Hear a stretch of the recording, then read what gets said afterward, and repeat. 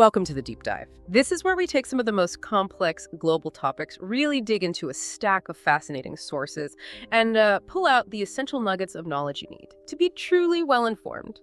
Today, our mission is, well, it's to cut through the noise, really. We're plunging into the intricate, high-stakes world of Iran. We're talking its shifting geopolitical standing, its nuclear ambitions, of course, and these vast, often, shadowy networks of influence it wields across the Middle East and beyond.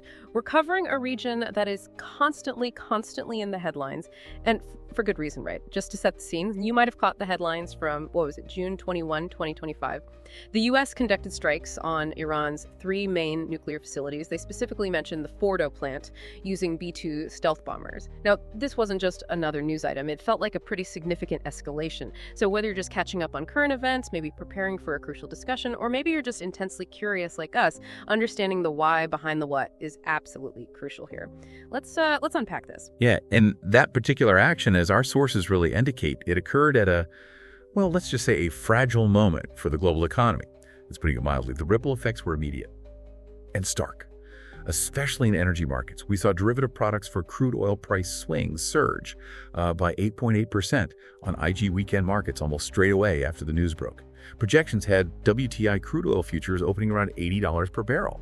And what's truly fascinating here isn't just that markets react, we expect that, right? But it's how quickly and how severely they punish this perceived instability, especially in a region so vital to global energy. That almost 9% surge in volatility, it tells you something pretty profound about the market's deeper anxieties regarding Iran. It goes far beyond just the daily headlines. So it's not just a geopolitical tremor then. It's more like a direct financial shockwave. It just underscores how interconnected everything really is. Okay, given this dramatic catalyst, let's start by looking at the immediate global aftermath of these recent U.S. actions against Iran. The strikes certainly got everyone's attention, no doubt, but what did the world actually say? What were the big players? China and Russia, what were they doing? Or maybe more importantly, what were they not doing? Well, that's the interesting part. Both China and Russia were quite vocal in their condemnation of the U.S. strike on Iran. You heard the statements. However, what's equally significant, and maybe even more revealing, is that our sources point out they notably stayed on the sidelines. This is just a simple observation, It reveals a great deal about both the limits and nature of their influence in the Middle East. It suggests that, while they might not approve of U.S. actions, their support for Iran has very clear boundaries. It's definitely not a blank check. And it certainly isn't a willingness to just jump into direct military support. Not at all. Right. So, lots of strong words, but maybe not a lot of direct action backing them up. Which makes Russia's response, which seemed very carefully calibrated, particularly interesting. What exactly did President Putin say? It was at the St. Petersburg International Economic Forum on June 20th, right? Just before these strikes happened. That's right. At that forum, President Putin expressed deep concern over developments near Iranian nuclear facilities. He stated Russia is strongly worried about what's going on around the Iranian nuclear facilities and possible consequences. Okay. Now, this isn't just boilerplate diplomatic language. He also specifically brought up Israel's pledge to protect Russian personnel at Iran's nuclear sites, including the Russia-built Bushehr plant.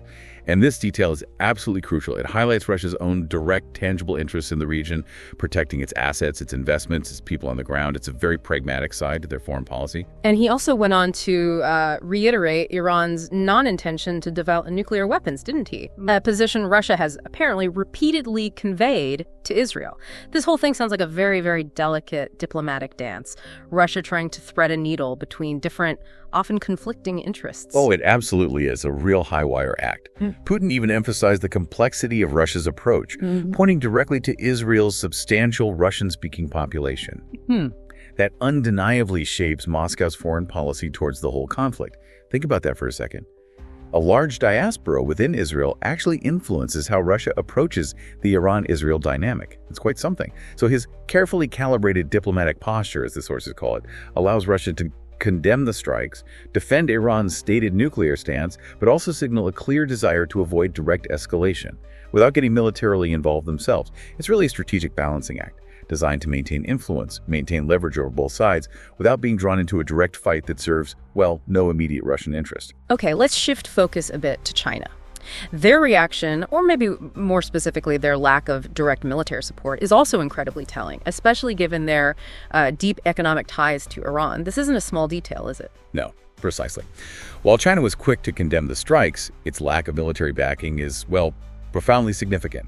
China is Iran's largest trading partner, and critically the #1 importer of oil, accounting for, get this, nearly 3/4 of Iran's total oil exports. Huge numbers. Our sources even suggest that Iran might refrain from choking the Strait of Hormuz, despite all its rhetorical threats, primarily because doing so would severely hurt Iran's friend, China. This massive economic interdependence, it acts as a very strong strategic constraint on Iran's potential responses. It's a classic case, really, of economic leverage shaping geopolitical behavior. So, with these major global powers, Russia and China basically holding back from any meaningful direct military intervention, what does this actually mean for Iran itself? For its immediate capacity to respond to these U.S. strikes? Are their hands sort of tied in a conventional sense, or do they still have other cards to play? Well, their conventional options, they appear quite constrained at the moment. Given the absence of meaningful backing from China or Russia, our sources indicate Iran's ability to directly retaliate against the United States is limited, significantly limited. And it's not just about their state-level capabilities either. Adding to that, Iran's extensive network of non-state allies and proxy groups, which has traditionally been a key asset for projecting power and creating plausible deniability, that network has also apparently weakened significantly over the past year. Wow.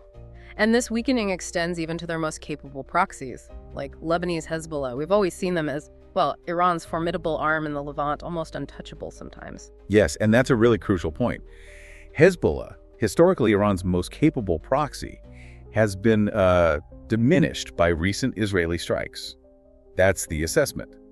Now, while they've certainly declared solidarity with Iran, that's a necessary rhetorical gesture, their actual capacity for a major offensive, particularly against U.S. forces, is currently limited. This suggests that Iran's strategic options for a direct, overt military response are indeed curtailed, which probably pushes it even more towards asymmetric actions or perhaps very, very carefully calculated proxy responses. It definitely changes the calculus for Iran. That really does put a different lens on the situation. Okay, before we dive deeper into those complex proxy networks, and we definitely will, let's turn our attention back to Iran's core capabilities, specifically its nuclear program, which was, after all, the direct target of those recent U.S. strikes. What's the latest status there, especially regarding their enrichment activities? Well, our sources indicate that the Iranian Foreign Affairs Minister, just on June 20th, again rejected U.S. demands for zero uranium in enrichment. This was during a meeting with European diplomats. Now, this probably wasn't a huge surprise to anyone following closely. It really just reiterates Iran's consistent defiance on this key issue, an issue that's central to all the international concerns about its nuclear ambitions. It's a very clear statement. They intend to maintain a certain level of enrichment, despite all the intense international pressure. They frame it as highlighting their perceived right to a peaceful nuclear program. Right. And how have Israel's ongoing air campaigns factored into all of this? Have they had a measurable impact on Iran's broader capabilities beyond just the immediate nuclear facilities? Well, Israeli officials continue to assess that their air campaign has degraded Iranian ballistic missile capabilities. That's their assessment. And interestingly, this assessment is actually consistent with observations from the Critical Threats Project and Institute for the Study of War, or CTP-ISW. They're a prominent U.S.-based research institute that tracks these things very closely. This convergence of assessments suggests a perceived success, at least, in limiting a critical aspect of Iran's conventional deterrence.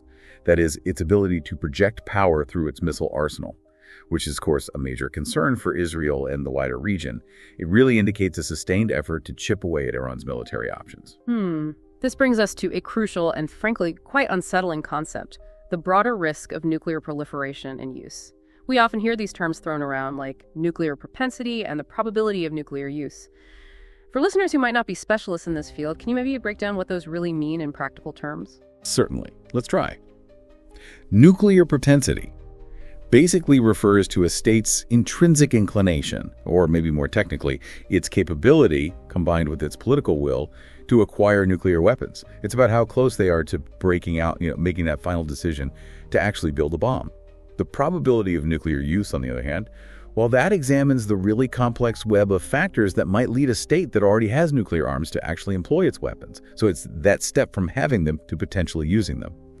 And one particularly concerning concept here is what's known as the use them or lose them conundrum. Right, and that sounds exactly as chilling as it implies. How does that play out in a real-world, high-tension scenario? It's a truly terrifying scenario, honestly.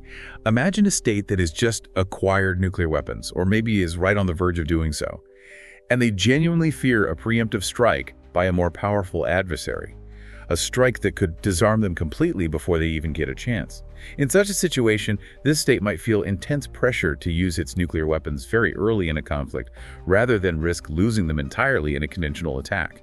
It's a real hair-trigger dilemma born out of deep insecurity and the fear of a decisive first strike. And then there's the other risk you mentioned, the decapitation risk. What does that entail, especially for a potentially new nuclear weapons state like Iran with its unique leadership structure? Right, the decapitation risk. This describes a scenario where a politically unstable new NWS, that's a newly emerging nuclear weapons state, might decide to centralize its nuclear launch authority, perhaps only to the chief of state, or a very, very small exclusive group.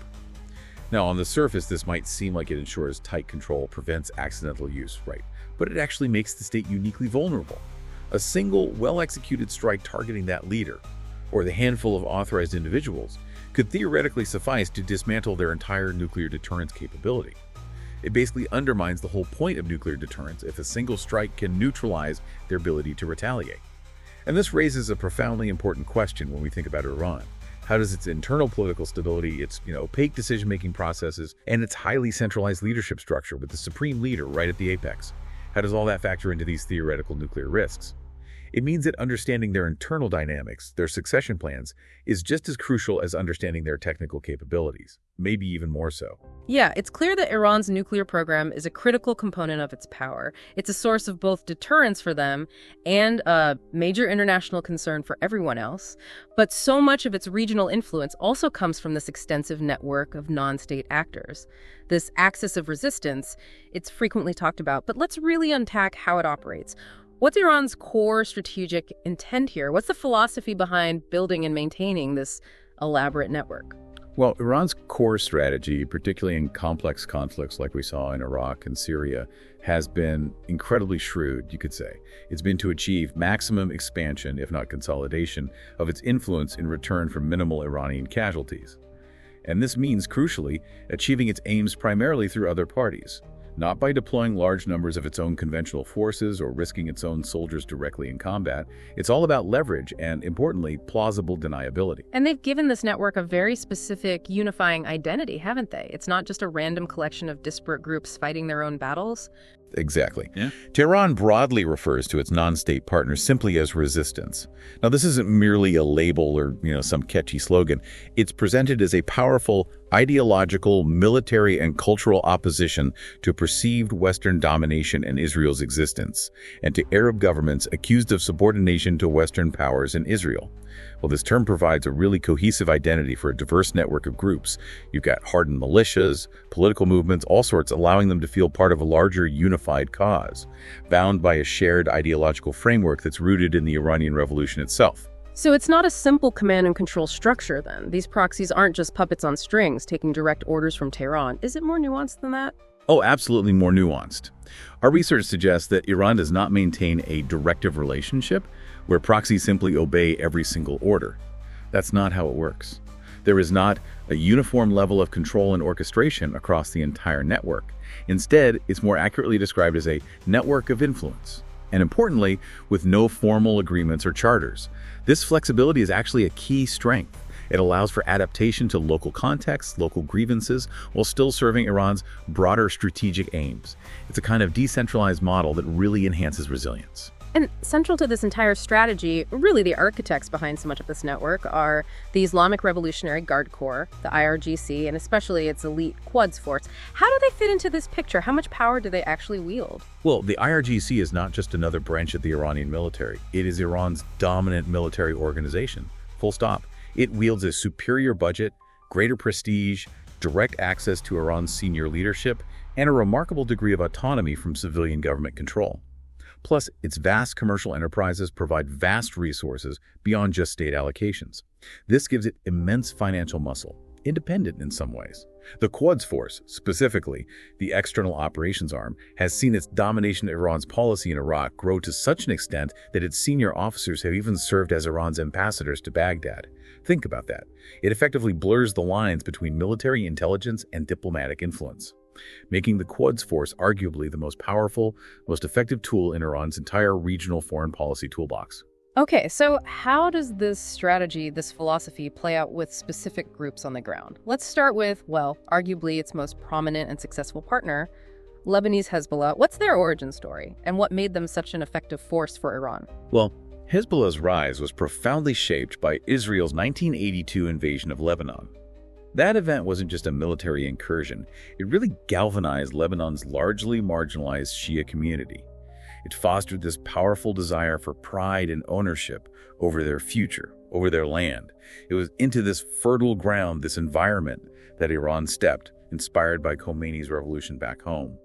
Hezbollah received crucial ideological indoctrination, military training, and equipment directly from Iran. These were the foundational ingredients, you could say. But the real keys to their remarkable success and longevity, looking back, have been their extraordinary discipline, organizational competence, and consistent Iranian funding. These elements transformed them from what was a nascent movement into a formidable, highly professionalized fighting force, and also a very powerful political party within Lebanon. And they certainly had some very significant strategic successes over the years, haven't they? Their reputation isn't just self-proclaimed, it's based on tangible results. Well, far from it.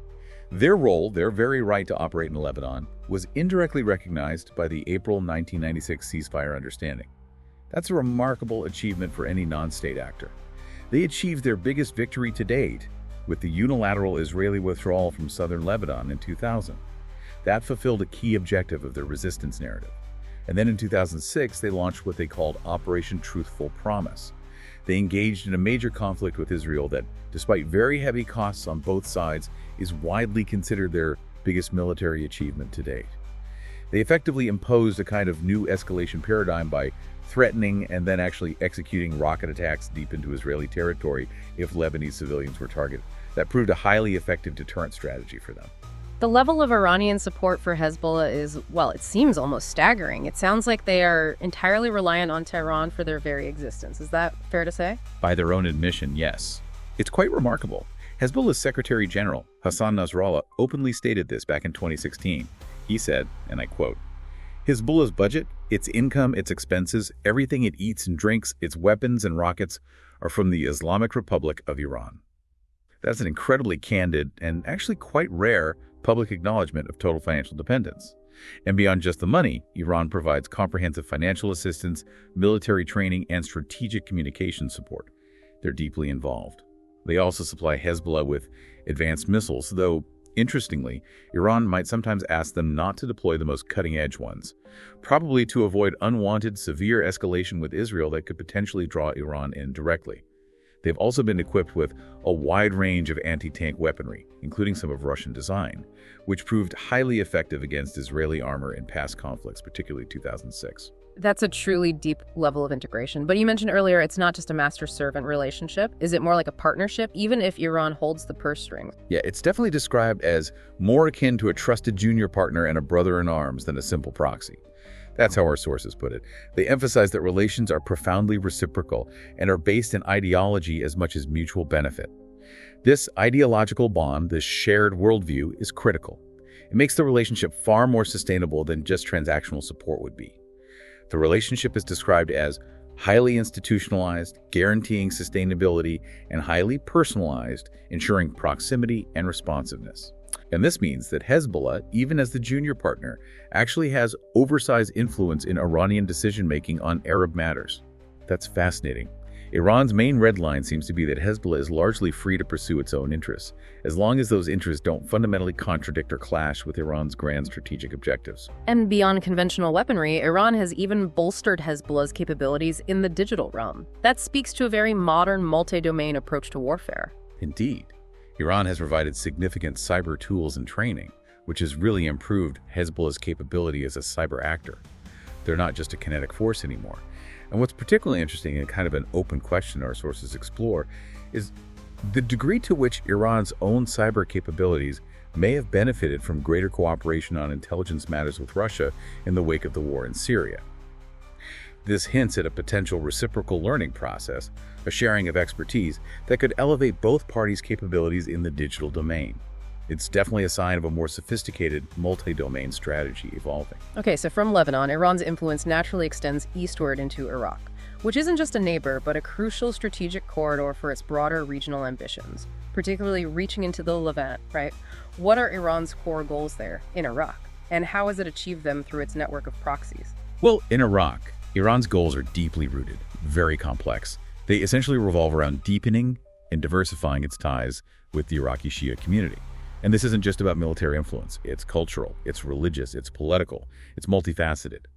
And crucially, the collective loyalty of these numerous Shia militias, these groups, has proven enough to achieve Iran's regional goals, which demonstrates the remarkable effectiveness of this networked approach rather than relying on direct, costly military intervention by Iran itself. It's a prime example of their minimal casualties, maximum expansion doctrine in action. And a key part of that network are the popular mobilization units, the PMUs. How are they structured? And what makes them such an incredibly effective and maybe cost-efficient tool for Iran? Right, the PMU. Well, the Iran-backed militant factions within the broader PMU structure are generally thought to be the best equipped of Iraq's various paramilitary forces. Many of them have even deployed fighters into Syria under Iranian direction, sometimes, apparently, even without the formal permission of the Iraqi government in Baghdad. But what's particularly insightful about their effectiveness, and especially their cost efficiency for Iran, is their dual status. Many of these militia fighters are actually salaried employees of the Iraqi state, with their weapons often purchased by Baghdad. Now, this arrangement ingeniously saves Iran costs while maintaining authority over the elements most important to its strategic interests. It's quite clever. And beyond this official state-sanctioned setup, Iran also maintains extra-legal and undocumented relationships for additional, more covert support and influence.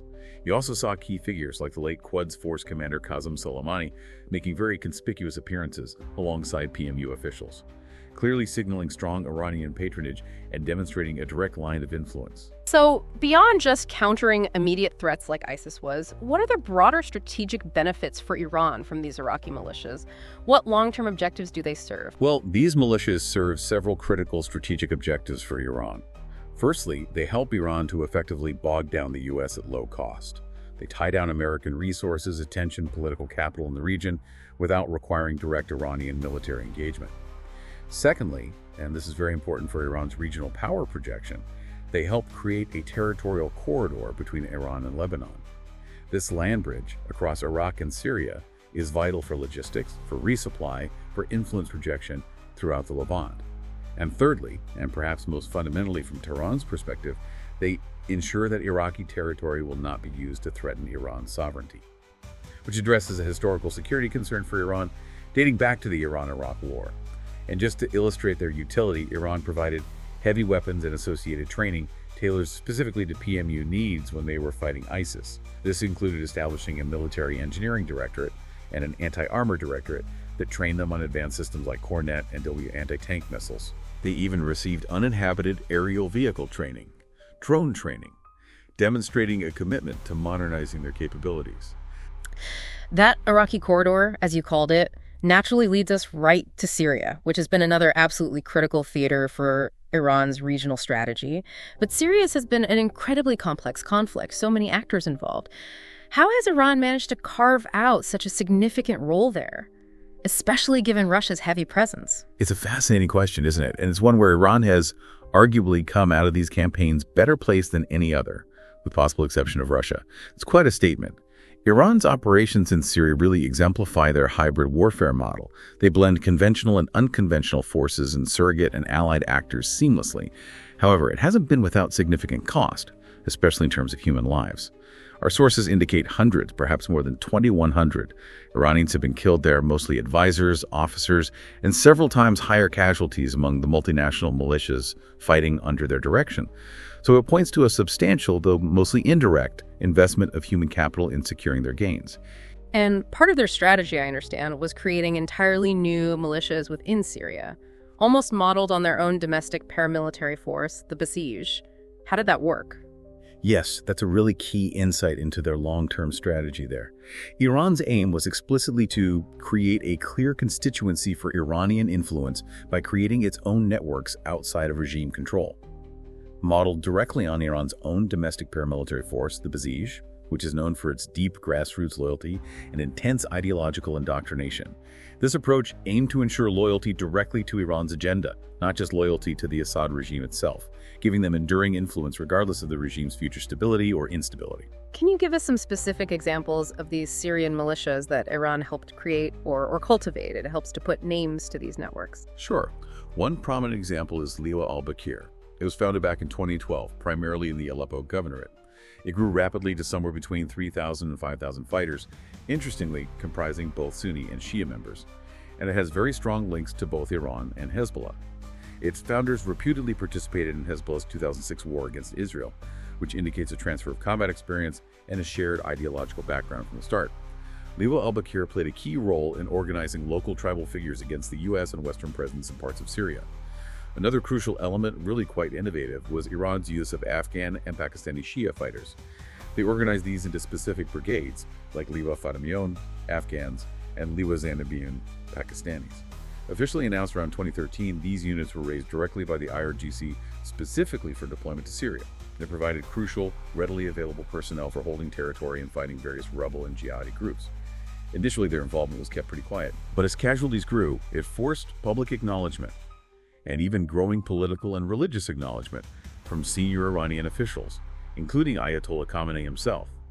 He met with the families of deceased Afghan fighters, granting them a kind of official martyrdom status. And what about Hezbollah's direct operational role in Syria? They weren't just advising from the sidelines, were they? Oh, not at all. Hezbollah's military efforts primarily focused on that critical Lebanon-Syria border region.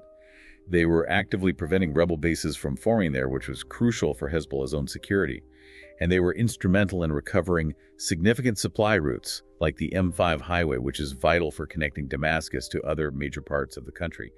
Sources indicate they were often in overall charge of operations in these critical border areas, working closely with, and sometimes even leading, Syrian military auxiliaries. It really showcases their tactical leadership and hard-won combat experience. So Iran's success in Syria, it wasn't without its challenges then, particularly from its supposed ally, Russia, and maybe even elements within the Assad regime itself. It sounds like a constant negotiation of interests, even among allies. That's a critical point, definitely. And it's a fascinating look at the real limits of an alliance of convenience. Russia, despite recognizing Iran's absolutely instrumental military contribution in securing Assad's survival, consistently viewed a potential Iranian conflict with Israel, sparked from Syria, as endangering that hard-won success. They were very wary of that. Russia remained fundamentally suspicious of Iran's regional agenda and deeply wary of being dragged into a broader conflict it didn't want. They tried to moderate Iranian ambitions through various tactical arrangements, like establishing no-go zones for Iranian-backed forces near the Israeli border. But ultimately, they proved unable to constrain Iranian deployment seriously. There was, and likely still is, clear competition over the future shape of the regime in Syria, the end goal, resources, economic assets, the structure of the military. It really highlights the significant frictions and competing objectives that exist even among nominal allies. And Russia's inability to fully rein in Iran, despite its significant military presence, is quite telling. Okay, let's shift focus again. Beyond the Levant, Iran's influence stretches south, down to Yemen, where it has leveraged another non-state actor, the Houthis, or Ansar Allah. How did Iran's engagement in this devastating conflict begin, and what kind of capabilities has Iran transferred to them over the years? Well, Iran's engagement in Yemen seems to have begun somewhat subtly, with the transfer of advisors and weapons via an air bridge in the earlier stages. However, after the Saudi-led Arab coalition effectively ended those direct air flights, Iran adapted, as it often does. It shifted primarily to maritime smuggling from civilian ports and small boats to keep those supply lines open. And through this sustained effort, Iran has enabled the Houthis to introduce increasingly sophisticated missile and UAV technology, advanced anti-tank guided missiles, sniper rifles, rocket-propelled grenades, small arms and ammunition, a whole range of capabilities. The Houthi capture of the key port of Houda back in 2014 was a real game-changer. It further enabled Iranian shipments, potentially including components for ballistic missiles, significantly enhancing the Houthis' ability to project power far beyond Yemen's borders. And it seems there's a strong ideological and training component as well, right? Which makes this more than just a transactional arms supply relationship. Absolutely. The sources mention that the Houthis sent roughly 100 individuals to Iran to train at an IRGC base outside Qom. That indicates a direct investment in their human capital, their skills, and probably their ideological alignment too. You can see it in their rhetoric, even their flag. They share Hezbollah's tone and language, which is a powerful sign of ideological harmony, a shared axis of resistance identity. Houthi leaders even met with Hezbollah leader Hassan Nasrallah back in 2018, further cementing these operational and ideological ties. This blend of material support, advanced training, and ideological alignment has yielded really significant strategic impact for Iran. And the strategic impact for Iran seems quite disproportionate to its direct investment, doesn't it? It looks like a relatively low-cost conflict for Tehran, but with incredibly high impact on its rivals. That's the absolute key takeaway, yes. Iran can effectively sustain a conflict with Riyadh at a low cost, and it has done so very successfully. We saw Houthi missiles targeting major Saudi cities like Jeddah and Riyadh repeatedly in 2017 and beyond. For instance, missiles struck near Riyadh International Airport in November 2017, and then near King Solomon's Palace in December 2017. These weren't minor incidents. Saudi Arabia reacted extremely strongly, calling these attacks an act of war. But what's particularly striking, and a critical strategic point highlighted in our sources, is this. Western observers acknowledge Iran's role in Yemen, but Tehran has faced no consequences for its actions.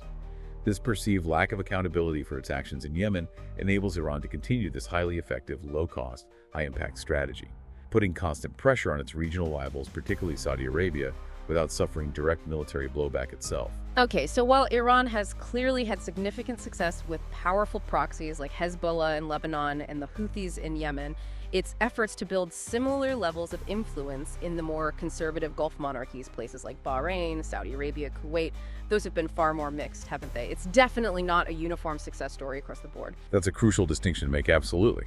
And it really speaks to the limitations of Iran's model, or at least its dependence on specific local conditions. After the 1979 revolution, Khomeini initially pursued an activist regional policy that was framed as largely non-sectarian.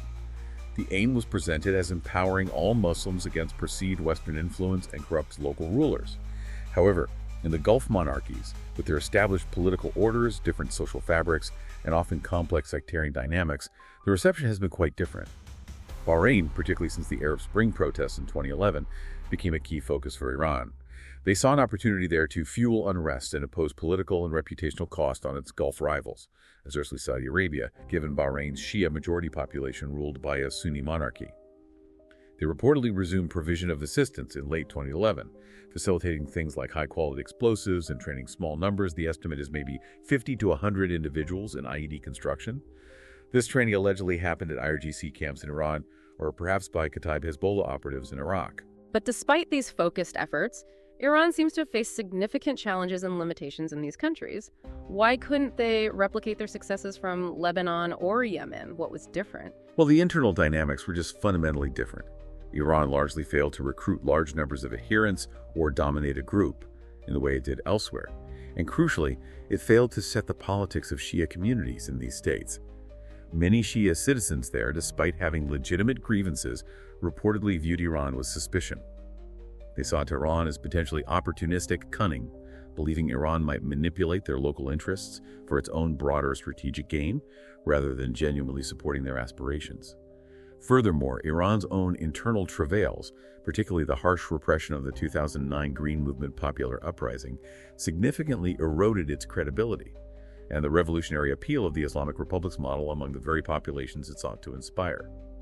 In Saudi Arabia's eastern province, Shia unrest in Qatif, though historically significant going back decades, apparently did not attract the same level of sustained Iranian interest or intervention. And in places like Kuwait, where Shia communities are often less marginalized and more integrated, Iran made fewer inroads overall. It really highlights that the success of Iran's proxy model seems deeply dependent on finding fertile ground existing deep grievances, a certain degree of local political and social vacuum, and a population receptive to its ideological message. Right, so a clear distinction in success rates depending heavily on the local context and the pre-existing grievances. Okay, moving away from traditional military and proxy methods for a moment. Iran also projects power through less conventional means, such as increasingly sophisticated cyber operations. How has this capability evolved over recent years? It seems like a growing area of focus. Yeah, it definitely has. By around 2018, recordings showed a significant expansion of ongoing Iranian cyber operations across the Middle East, and crucially also against Western companies that do business or maintain infrastructure in the region. This indicates not just growing sophistication, but also a global reach that extends far beyond their immediate neighborhood. It's clearly become a new, important frontier for projecting influence and gathering intelligence. And they've been linked to some pretty high-profile attacks globally, haven't they? Which suggests a significant and perhaps growing cyber threat capability. Yes. The list of attributed or suspected attacks is quite notable and concerning. It includes things like the 2011 DigiNotar attack, which involved compromising a certificate authority to issue fraudulent digital certificates, a very sophisticated move. Then there was a reported 2013 attack against the U.S. Navy's unclassified network, and the damaging 2014 attack against the Las Vegas Sands Casino, owned by Sheldon Adelson, a prominent critic of Iran. That attack caused significant disruption. They also reportedly carried out 176 consecutive days of distributed denial of service, or DDoS, attacks against major U.S. banks during a period of heightened sanctions. The aim there seemed to be disruption of financial services. And their reach has extended even further, with reports of attacks targeting the British and Canadian parliaments. More recently, we're seeing new tactics emerge, showing a greater prevalence of information operations conducted on Western social media platforms. That indicates a shift towards influencing public opinion and spreading specific narratives, not just disruption or espionage. So what's the ultimate purpose behind all this cyber activity, and how destructive can it truly be? Is it just nuisance or something more serious? Well, the purpose seems multifaceted. These operations are reportedly designed to conduct espionage against regional rivals, to control dissident activity both domestically and abroad, and to further hybrid war campaigns internationally. So it's about intelligence gathering, suppressing internal dissent, projecting power in a new, often deniable way, and supporting their broader geopolitical goals. And in terms of destructive potential, it's definitely moved beyond nuisance. Our sources highlight that the Shamoon wiper has reemerged as a destructive threat, particularly in response to the collapse of the JCPOA nuclear deal and the reimposition of U.S. sanctions. Now, a wiper attack isn't just about stealing data. It's designed to actually destroy data and cripple systems, potentially causing immense disruption to critical infrastructure or major corporations. This cyberspace reach truly gives Iran a new and increasingly potent international dimension to its power projection capabilities. This global reach in cyberspace is a good reminder that Iran's relationships extend far beyond its immediate neighborhood. Let's take a look now at its significant ties with major international players, specifically Russia, China, and its neighbor, Pakistan. Starting with Russia, it's a truly complex partnership, isn't it? We've touched on it, but it seems like one defined by shared interests, but also quite a bit of underlying friction. It is indeed very complex. As we noted, both Russia and Iran have come out of these campaigns better placed than any other in theaters like Iraq and Syria that indicate clear, shared strategic convergence in certain areas, particularly around propping up the Assad regime and countering Western influence.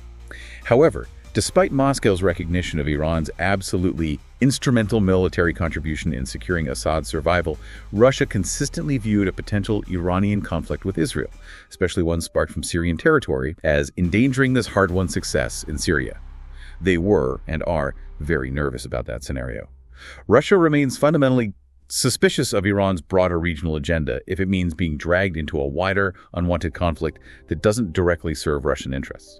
So while they might be on the same page for some objectives, like keeping Assad in power, there are very clear lines that Russia doesn't want Iran to cross, especially when it comes to Israel. Exactly. And Russia actually proved unable to constrain Iranian deployment seriously, to stop Israeli attacks on Iranian targets in Syria, and to enforce its own preferences in certain key situations. This indicates the real limits of Moscow's control or influence over its supposed partner in Tehran. There's also clear competition beneath the surface over the future shape of the regime in Damascus. The ultimate end goal, resources, economic assets, the structure of the military within Syria itself. It's very much an alliance of convenience in many ways, driven by shared opposition to Western influence and mutual support for Assad, but definitely riddled with underlying frictions and competing long-term visions for the region.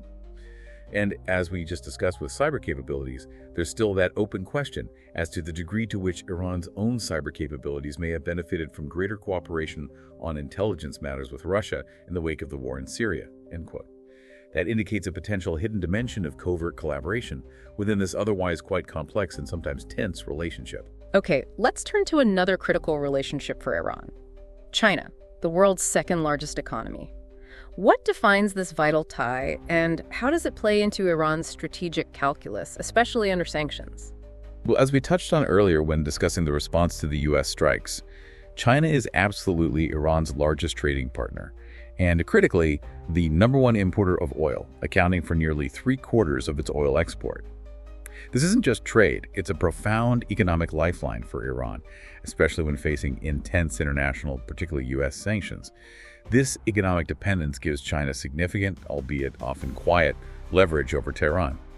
Experts suggest, as we mentioned, that this relationship is a key reason why Iran might refrain from choking the Strait of Hormuz, despite its repeated rhetorical threats to do so. Why?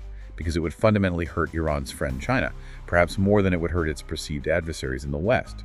This deep economic dependency makes China not just an economic partner for Iran, but also a very real strategic constraint on some of Iran's potentially more provocative actions. It provides Beijing with significant quiet influence. Right. And then there's Pakistan, a neighbor, also a large Muslim country, but with a nuanced and sometimes quite tense relationship with Iran. It's not as straightforward as just looking at a map, is it? Not at all. Historically, after the 1979 Iranian Revolution, relations between Pakistan and Iran shifted pretty dramatically. It transformed the countries, which had been relatively close under the Shah, into rivals rather than straightforward partners in some aspects, particularly due to rising sectarian tensions across the region. However, it's worth noting that Pakistan notably remained officially neutral during the devastating Iran-Iraq War in the 1980s, a period of immense regional upheaval. Economically, there's been clear collaboration at times. A Pakistan-Iran Joint Business Council was formed back in 2001. Bilateral trade reportedly exceeded $3 billion in 2012, though official figures fluctuate. Iran is apparently Pakistan's second largest market of basmati rice. And Iran is also reportedly keen to become part of the China-Pakistan Economic Corridor, CPEC, which could significantly deepen economic ties and potentially provide Iran with new, valuable trade routes, bypassing sanctions to some extent. And we've even heard whispers or suggestions in sources of a quiet alliance on the military front. Even while Iran seems to be using Pakistan, or at least Pakistani Shias, as a source of manpower for other conflicts. That's a fascinating, maybe contradictory duality. It truly is. Our sources do suggest a quiet alliance exists militarily, implying some level of discrete cooperation on certain security matters, perhaps intelligence sharing, or border security. At the same time, Iran has indeed drawn heavily on the large Shia populations of Pakistan and Afghanistan as sources of manpower for conflicts in other theaters, particularly Syria and Iraq, as we discussed earlier. They've organized these individuals into specific brigades, like the Liwa Zainabiyan, composed mainly of Pakistani Shias. This dual approach naturally raises significant concerns for Pakistani authorities. They are reportedly concerned about Iran's ties to political groups within Pakistan and the capabilities Iran has gained through the cadres of Shia it has trained. There are documented links to groups like Tehrik-e-Jafari Pakistan, TJP, whose leadership pledges absolute fealty to Iran's supreme leader, Khamenei, highlighting the complex loyalties at play. And this inevitably fuels sectarian tensions within Pakistan itself, right, between Shia and Sunni communities. It does, unfortunately. The emergence of openly pro-Iranian Shia fighters returning from foreign battlefields and associated political groups has reportedly heightened tensions and raised the possibility of clashes with Sunni groups within Pakistan. And historically, you have to remember, Pakistan's own support of the Taliban in Afghanistan back in the 1990s also created major problems for Shia Iran, who viewed the Taliban as a hostile, anti-Shia, Sunni extremist force on its border. This complex relationship is further complicated by things like Iran's Ayatollah Khamenei publicly urging support for the oppressed Muslims of Kashmir, a highly sensitive and contentious issue for Pakistan and its relationship with India. So yes, a relationship defined by a real mix of cooperation, competition, and significant underlying tension. All these intricate relationships, all these networks, they occur against the backdrop of Iran's most persistent, most direct geopolitical challenge. It's decades-long, often clandestine proxy conflict with Israel. Let's just briefly trace the historical genesis of this enduring animosity. Where did it really begin? Well, the conflict fundamentally shifted, as you'd expect, after the 1979 Iranian Revolution and the fall of the Western-backed Pahlavi dynasty. Prior to that, believe it or not, Iran, under the Shah and Israel, had quiet, pragmatic, behind-the-scenes ties. But post-revolution, the new Islamic Republic adopted a sharp anti-Israel stance almost immediately. All official relations were cut. Ayatollah Khomeini famously declared Israel an enemy of Islam and referred to it as the Little Satan, in contrast, of course, to the U.S. as the Great Satan. This ideological positioning transformed what had been a more pragmatic geopolitical relationship into something seen, at least from Tehran, as an existential religious struggle. And famously, the Israeli embassy building in Tehran was closed down and immediately handed over to the Palestine Liberation Organization, the PLO, symbolizing this dramatic shift in alignment. And this ideological transformation quickly led to active support for groups like Hezbollah, which seems specifically created and nurtured to target Israeli and American interests in the region. Precisely. Iran saw an opportunity and a necessity from its ideological viewpoint to operationalize this new anti-Israel stance. It provided crucial support funding, training, weapons to consolidate disparate Lebanese Shia parties and militias into what became Hezbollah, giving them intensive ideological indoctrination, military training, and equipment to attack Israeli and American targets. This marked the direct operationalization of Iran's anti-Israel doctrine through non-state actors, providing Tehran with both a formidable fighting force on Israel's border and a degree of plausible deniability for attacks. Okay, so fast forward to more recent times. The conflict has clearly escalated over the years, marked by a series of tit-for-tat incidents, many of which remain in the shadows, unclaimed or obliquely referenced. Can you walk us through some of the more recent significant events that sources highlight between, say, 2022 and 2025, especially those targeting Iranian personnel and facilities? It really paints a picture of a persistent, simmering shadow war. Certainly. June 2022 seems to have been a particularly intense period looking back. There was that incident where an Iranian Mahan Air cargo plane was grounded, immobilized in Argentina, with some passengers purportedly linked to the IRGC Quds Force. That sparked a lot of international intrigue. This was followed by a string of deaths and incidents inside Iran itself. An Iranian Air Force scientist, Mohammad Abdoz, was killed. Then came the death of Ali Kamani, reportedly from the aerospace unit. And then suspicions arose, reported in Israeli media, of Israel potentially poisoning an engineer named Ayub Bentazari and a geologist named Kamran Agamalai, both working on sensitive projects. Around the same time, there was a large explosion at a chemical factory injuring over 100 people, and another IRGC officer, Wahab Pramarzian, died under unclear circumstances. Then on June 19, 2022, an explosion was reported at an IRGC missile base in West Tehran, a site that had apparently been targeted before. And just days later, on June 27, a major cyber attack forced Iran's state-owned Khuzestan Steel Company to halt production entirely. This incident was strongly hinted at by Israeli military correspondents as being retaliation for a suspected earlier Iranian cyber attack on Israeli infrastructure. It really shows the multi-domain nature of this conflict: kinetic, assassination, cyber. That's a significant number of incidents packed into a relatively short period. It really hints at a very deep and persistent shadow war going on. What about the direct targeting of more senior Iranian military figures, particularly those involved in their regional operations outside Iran? Yes, that aspect continued and perhaps even intensified through late 2023 and early 2024. It signaled, arguably, a willingness by Israel to escalate beyond sabotage within Iran to direct assassinations of key personnel abroad. On December 25, 2023, Syed Razi Mousavi, described as a top IRGC commander and senior advisor deeply involved in the Syria file for decades, was killed by an Israeli airstrike near Damascus. Just 3 days later, incredibly, on December 28, 11 more IRGC leaders were reportedly killed in another airstrike, this one targeting Damascus International Airport. They were apparently meeting high-ranking delegates at the time. Then, moving into the new year, on January 20, 2024, another targeted airstrike killed 5 elite Iranian Revolutionary Guards, including senior intelligence figures in Damascus. Iran directly blamed Israel for this attack. These are not minor losses. These are high-ranking, experienced individuals, presumably very difficult to replace and critical to Iran's regional strategy, especially in Syria and Lebanon. And Iran has obviously responded with its own internal security measures and presumably retaliations, both within its borders and perhaps beyond. This conflict clearly has a very significant domestic dimension for Iran too, doesn't it? Yes, absolutely. The domestic response, particularly regarding espionage concerns, has been swift and severe. On December 29, 2023, just days after the Mousavi killing, Iran executed 4 people for allegedly spying for Israel's Mossad intelligence agency and arrested several others, a clear message being sent internally. Then, on January 29, 2024, they executed 4 more individuals accused of planning a bomb plot allegedly orchestrated by Mossad. In February 2024, there were alarming reports surfacing, cited by Western intelligence sources, that the IRGC was actively attempting to recruit British Shia Muslims to potentially spy on or even attack Jewish targets and Iranian dissidents living in the UK. This indicates a concerning global reach for their internal security concerns and counterintelligence operations. And back inside Iran on February 14, 2024, significant explosions struck a major natural gas pipeline. An Iranian official quickly blamed sabotage and terrorist action, which was widely interpreted as pointing the finger at Israel. This consistent pattern does seem to show that Israel has continued to conduct strikes targeting Iranian internal security and social control institutions, as our sources put it.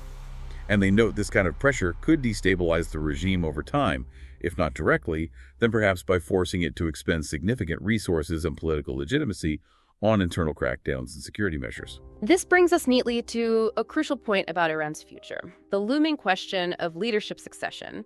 The current supreme leader, Ayatollah Ali Khamenei, is elderly, and his health is a subject of constant speculation. His eventual passing will undoubtedly be a monumental event for the Islamic Republic. What do we actually know about who might come next? And what are the implications of that succession for Iran's future direction, particularly regarding its foreign policy and this axis of resistance strategy we've discussed? Well, the Iranian supreme leader himself has reportedly named 3 unspecified senior clerics as possible successors in an effort to secure the future of the Islamic Republic in the event of his death. End quote. Though the names aren't public, this indicates some contingency planning is underway.